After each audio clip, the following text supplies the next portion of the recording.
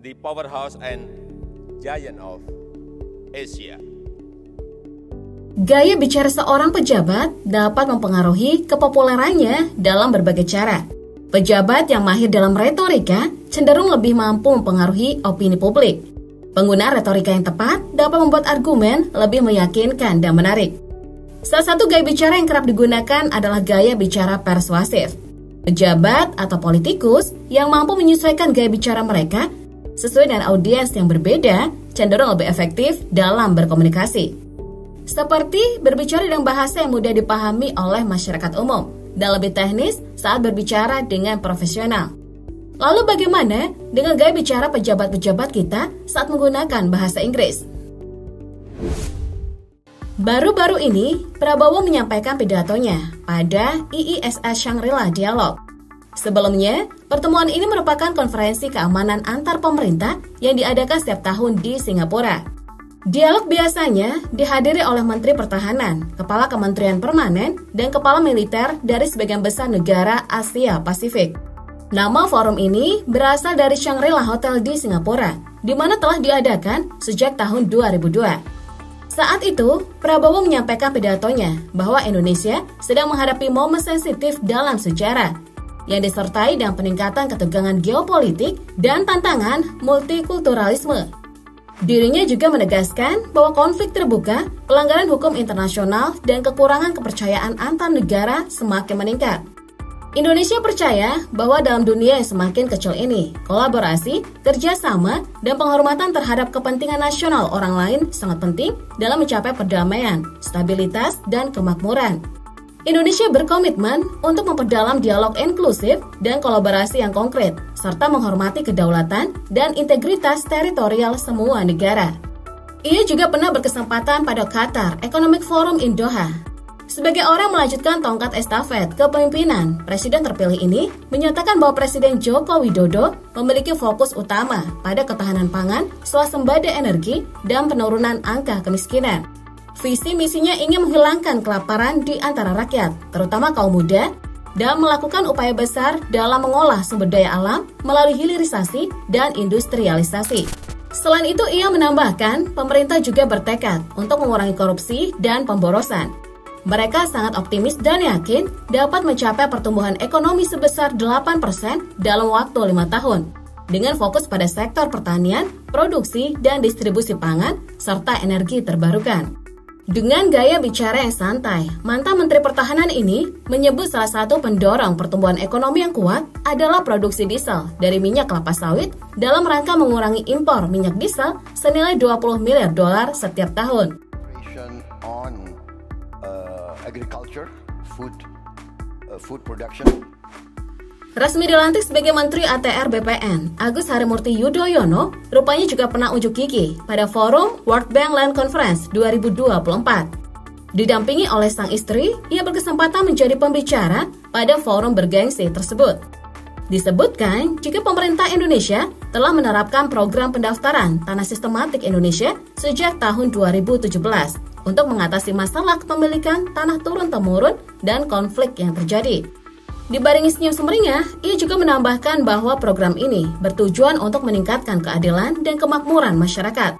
Hasilnya telah cukup berhasil, dengan lebih dari 112 juta bidang tanah terdaftar hingga saat ini, dibandingkan dengan hanya 46 juta bidang tanah pada tahun 2017. Tentu terjadi peningkatan sebesar hampir 250% dalam 7 tahun terakhir. Pemerintah berharap dapat mencapai target mereka pada akhir tahun 2025. Meaning, over the last 7 years, there has been an increase of almost 250%. Calon presiden nomor urut 3 ini juga menunjukkan kemahirannya dalam bercakap bahasa Inggris. Tak kalah Duta Besar Austria, Dr. Johannes Peterlich, mengunjungi kantornya untuk menawarkan kerjasama pertukaran pelajar. Mantan Gubernur Jawa Tengah ini pun merespon dengan baik penawaran tersebut. Bahkan diri meminta agar stafnya bisa bekerja dengan pihak lain untuk memutuskan pelatih teknis bagi guru dan siswa. Setelah itu, beberapa siswa atau guru bisa dikirim ke Australia untuk belajar. Ganjar juga berambisi untuk dari pengalaman mereka di Australia terkait hubungan antara sekolah dan industri. Dirinya mengungkapkan ketertarikan pada sistem pendidikan ganda, di mana remaja yang belajar mekanik juga mendapatkan pendidikan formal di sekolah untuk lulus dan melanjutkan studi di universitas. Menurutnya, industri sangat tertarik pada keterampilan siswa dalam mekanik atau teknologi dan mendukung sekolah dalam mengarahkan siswa untuk bekerja dalam industri yang sama setelah lulus. Sistem pendidikan ganda ini dianggap sangat baik karena memadukan dua jalur pendidikan yang berbeda. System, I think, or the some of school in Central Java. Bapak Presiden kita tentu punya banyak pidato-pidato yang telah mengesankan banyak pihak. Rekam jejaknya semasa menjabat membahas isu-isu perdagangan Amerika Serikat Tiongkok dan Amerika Serikat Meksiko di KTT G20 di Fukuoka, Jepang. Wali kota Surakarta hingga presiden 2 periode ini benar-benar gak perlu diragukan lagi.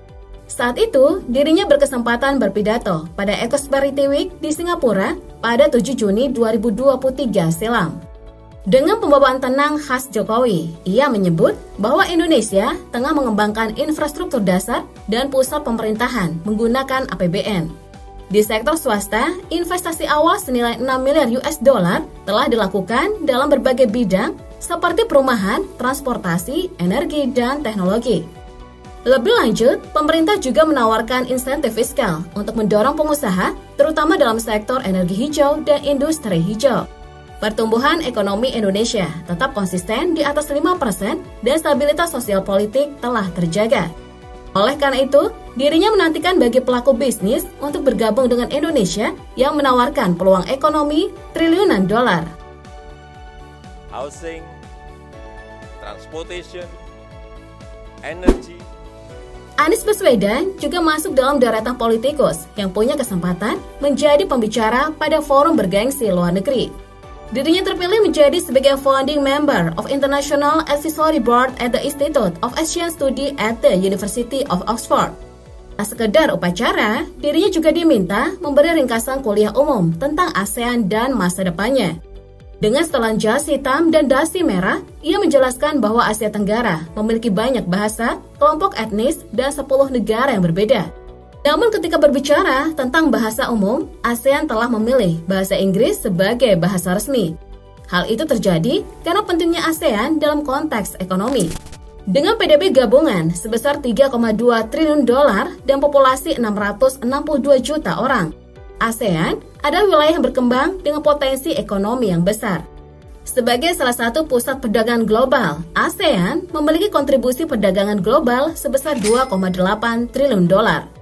Selain itu, generasi muda di ASEAN sangat terhubung dengan dunia digital dengan lebih dari 915 juta koneksi seluler. And Indonesia, which happen to Pria yang akrab disapa Kang Emil ini pernah tampil dalam wawancara pada Maret 2020 yang dilakukan oleh The Australia Indonesia Center. Dalam wawancara tersebut, mantan Gubernur Jawa Barat ini memiliki hak istimewa untuk mengelola 50 juta orang di 27 kota setiap harinya. Tak hanya itu, ia menilai dirinya bertanggung jawab untuk memastikan bahwa 50 juta orang ini memiliki akses ke pendidikan, kesehatan, dan konektivitas. Ia dan jajarannya merasa terhormat menjadi nomor 1 dalam tujuan investasi setiap tahunnya. Infrastruktur dan sektor kehutanan kami relatif lebih maju dibandingkan daerah lain yang berkontribusi pada kesuksesan wilayahnya. Ridwan juga percaya bahwa 100% industri di Indonesia berada di provinsinya. Dengan pertumbuhan ekonomi cukup kuat, dengan perkiraan pertumbuhan ekonomi sebesar 5,1%.